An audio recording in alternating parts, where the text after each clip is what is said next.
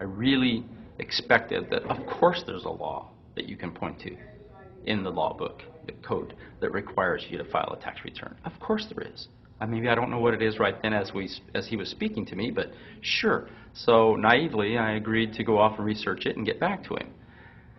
3.5 months later, I was at that point where I couldn't find the statute that clearly made a person liable, at least not me and most people I know, and I had no choice in my mind except to resign. I had to leave the IRS because I presented evidence that I had accumulated indicating that the agency was violating the law and violating people's rights.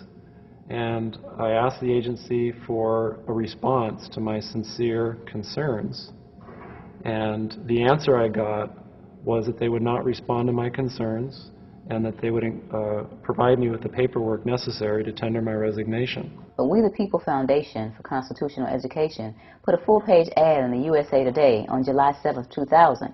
And within the body of that ad was a $50,000 challenge for anyone that could show the law. And to me, $50,000 is a lot of money. So I went after that and did the research based on the fact that I thought, let's put this baby to bed. I'm hearing all these rumors. You know, I'm going to kill 2 birds with 1 stone. I'll answer these people's questions that are asking me, and then I'll win this $50,000. And, you know, based on the research that I did throughout the year 2000 and that I'm still doing, I have not found that law. I've asked Congress. We've asked a lot of people in the IRS commissioners, helpers. They can't answer, because if they answer, the American people are going to know that this whole thing is a fraud. I was surprised to hear these highly trained and decorated IRS agents telling me there was no law requiring American citizens to file a 1040 or to pay an income tax on their labor. I haven't filed an federal income tax return since I left. I have not filed a tax return since 1999. Approximately 67 million people don't file an income tax return.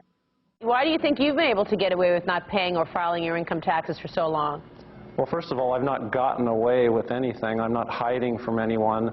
I'm simply asking the IRS to show me the laws that apparently require me to do these things, and they are suspiciously reticent to answer questions from me, and of course there are millions of other people, many other organizations who have attempted to get answers. They act very suspiciously when asked to simply sit down at the table with the American people and discuss what their obligations are. Rather than pulling up a chair, they pull out a club.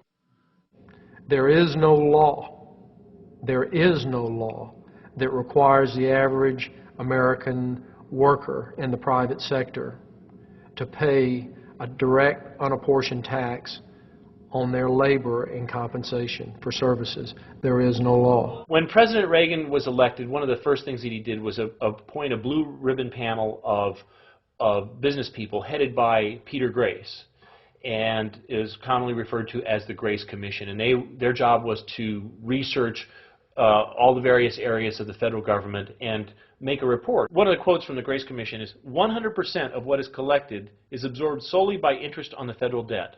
All individual income tax revenues are gone before 1 nickel is spent on the services taxpayers expect from government. We've been brainwashed. People have been told, you know, that you need this income tax system to fund government, which is absolutely ridiculous. I mean, my question is, well, if that's true, how did we fund government from 1776 to 1913? Every year, you give the federal government a form that says, here's how all my money worked. If you lie, you could go to prison. So you're required to give them a financial statement that under, you know, the force of law could put you in prison if it's not impeccable, right? And under the law, they're supposed to do the same. They're supposed to give you back a financial statement that says, here's what we did with your money. Except you comply and they don't. In fiscal 99, the Department of Defense had 1.1 trillion of undocumentable adjustments.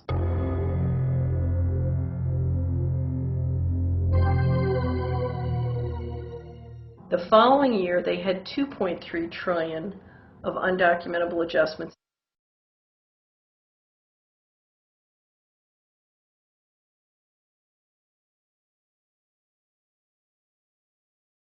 A lot of people might say, well, gee, if there wasn't an income tax, what would happen to education? They don't understand that education is paid for the most part, out of state and local taxes, your property tax. People might say, well, how are we going to build and maintain our highways if there's no money coming into the government? We need our highways. There's a tax on every gallon of gasoline that people buy.